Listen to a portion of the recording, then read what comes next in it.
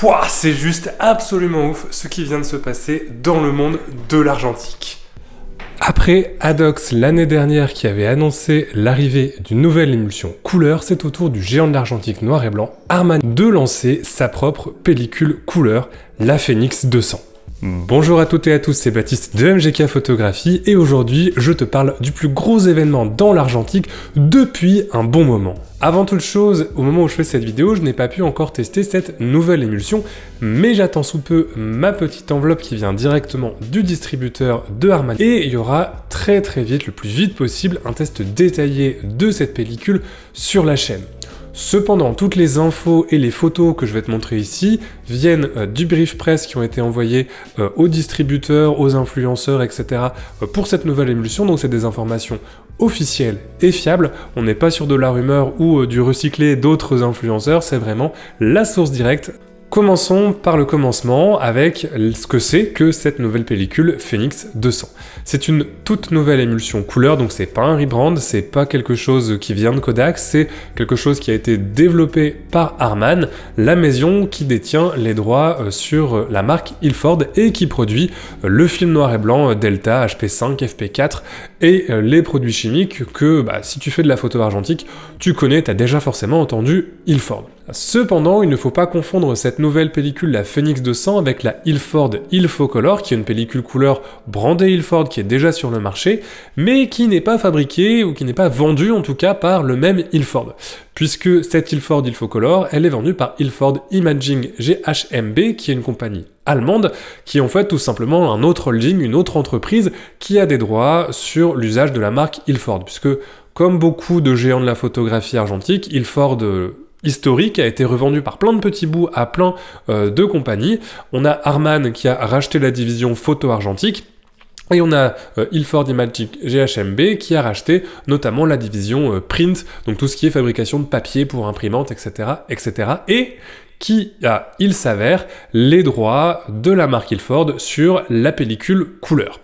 C'est pour ça que cette nouvelle pellicule Harman Ilford ne vient pas sous la marque Harman Ilford, mais sous la marque Harman Photo, qui est une toute nouvelle entreprise créée pour l'occasion, parce que tout simplement,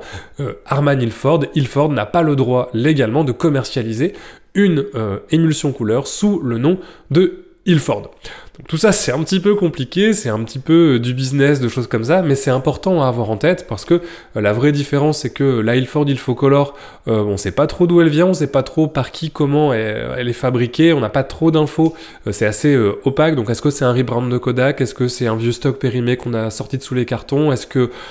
Ça on sait pas trop, par contre, une chose est sûre, c'est que cette émulsion, la Phoenix 200, elle sort des mêmes usines qui fabriquent déjà la pellicule Ilford noir et blanc, et on a déjà beaucoup plus d'infos et c'est beaucoup plus transparent comme fabrication et comme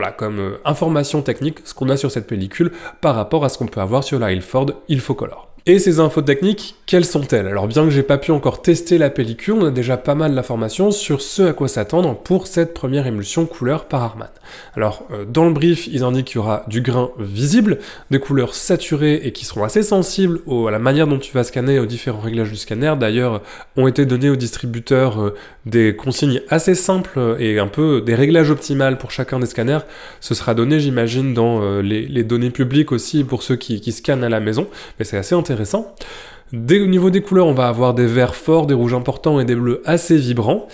Un possible effet de halo, alors c'est comme sur les ciné-styles, c'est un effet de halo autour des points lumineux importants, et peut-être quelques erreurs de fabrication et de couchage.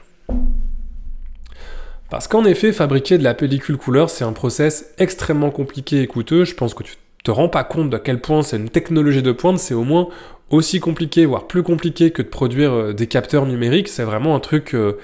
de précision et forcément le temps que Harman rôde sa ligne de production et puis arrive à quelque chose de vraiment propre, déjà le fait qu'ils aient pu rouvrir une ligne de production c'est assez incroyable, mais le temps d'arriver à quelque chose de vraiment parfait, de vraiment rodé, ça risque de prendre un petit peu de temps. En fait au final, les Anglais d'Harman prennent un petit peu la même route de ce qu'avait fait Adox avec sa Color Mission, c'est-à-dire ils sortent la pellicule en quantité limitée, comme une sorte de preuve qu'ils sont capables de le faire, pour montrer ce qu'ils ont développé, et puis pour pouvoir aussi, j'imagine, d'un point de vue commercial, tester le marché, voir si ça se vend bien, avoir des retours de photographes, de distributeurs, etc. Les fonds qui vont être récoltés par la vente de cette pellicule vont servir à peaufiner le process et à continuer les investissements pour parfaire l'émulsion pour de nouvelles pellicules. Alors est-ce que la nouvelle pellicule, ça va rester la Phoenix 200 ou est-ce que c'est un run limité pour ensuite sortir d'autres choses ou est-ce qu'elle va juste se peaufiner au fur et à mesure? Ça, on ne sait pas encore, mais c'est quand même déjà un pas de géant qui a été fait par les usines Darman et les ingénieurs Darman en recréant cette émulsion couleur. Concernant justement ces défauts et ces différences avec les films un petit peu plus établis, Harman indique que la pellicule n'a pas ce qu'on appelle de colorant de masquage, c'est-à-dire de couches entre les différentes couches d'émulsion sensibles aux différentes couleurs. Donc ça veut dire que globalement, ça veut dire que le rendu des couleurs n'est pas parfait parce que y a peut-être un petit peu de vert qui peut aller polluer la couche de bleu ou des choses comme ça, donc ça va avoir une incidence un petit peu sur le rendu des couleurs. On va pas forcément avoir des couleurs toujours super fidèles à ce que tu vas photographier, ce qui dans les faits est pas forcément un gros problème pour moi, ça peut aussi donner un look intéressant, et que pour l'instant, il n'y a pas de couche anti-halo sur cette pellicule,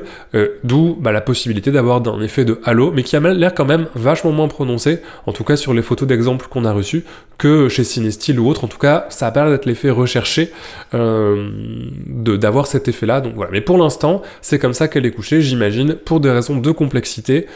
C'est beaucoup plus compliqué d'isoler les différentes couches avec des couches des colorants de masquage, et le fait de ne pas avoir de couche anti-halo, aussi ça doit rajouter une étape dans l'usinage de cette pellicule qui est peut-être pas encore possible au vu des lignes de production de chez Harman. Alors, tu l'auras compris, cette pellicule est encore loin d'être parfaite de l'aveu même de son fabricant. Cependant, c'est déjà un pas de géant pour rétablir une production de films couleur en Europe et potentiellement plus tard faire concurrence à Kodak et aux États-Unis. C'est également un message assez fort sur le marché de l'argentique puisque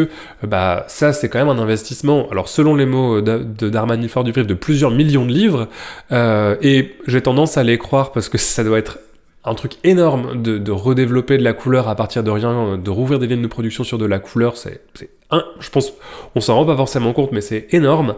S'il y a des investisseurs et des entreprises qui sont prêts à investir autant d'argent pour développer des nouveaux produits pour l'argentique, c'est vraiment un message fort de preuve que le marché de l'argentique se porte pas si mal, il se porte suffisamment bien pour qu'il y ait des investisseurs dans notre marché capitaliste, etc., avec tout ce que ça implique, qui sont prêts à prendre des risques financiers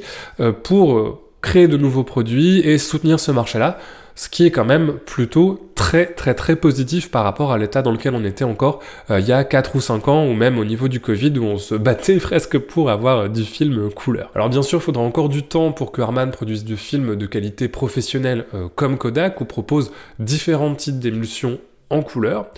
Cependant, l'arrivée de cette pellicule marque quand même un nouveau tournant hyper positif dans le marché de l'argentique, et j'ai hâte de l'avoir entre les mains pour la tester. On peut aussi noter l'attitude vraiment hyper transparente de Harman quant à son produit, les briefs qu'on a reçus. J'ai pas le droit de vous les montrer, mais j'imagine que à ce moment-là, les fiches techniques de la pellicule seront publiques, et je vous encourage vraiment à aller les voir. C'est vraiment hyper complet, hyper précis. On a eu beaucoup d'informations, beaucoup de transparence dans un marché de l'argentique où on a pas mal de fabricants qui annoncent une nouvelle pellicule couleur, mais qui en fait un rebrand de on ne sait pas quoi, de on ne sait pas où,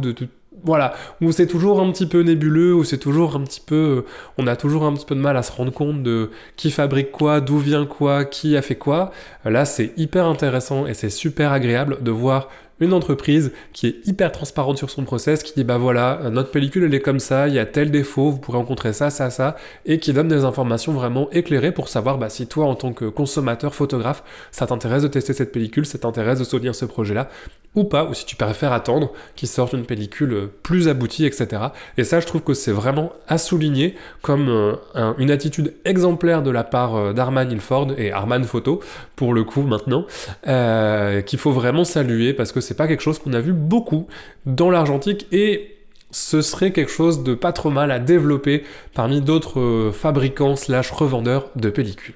Dans tous les cas, tu trouveras plus d'informations sur cette pellicule dans la description, également des liens où te la procurer. J'imagine que le 1er décembre, là je tourne forcément en avant, mais le 1er décembre, on va pouvoir l'acheter directement chez tous nos revendeurs favoris de l'argentique. Donc voilà, je t'encourage vraiment à aller soutenir ce projet-là. Tu peux aussi aller t'abonner à tous les réseaux sociaux d'Arman Photo qui sont tout beaux, tout neufs, qui seront aussi dans la description.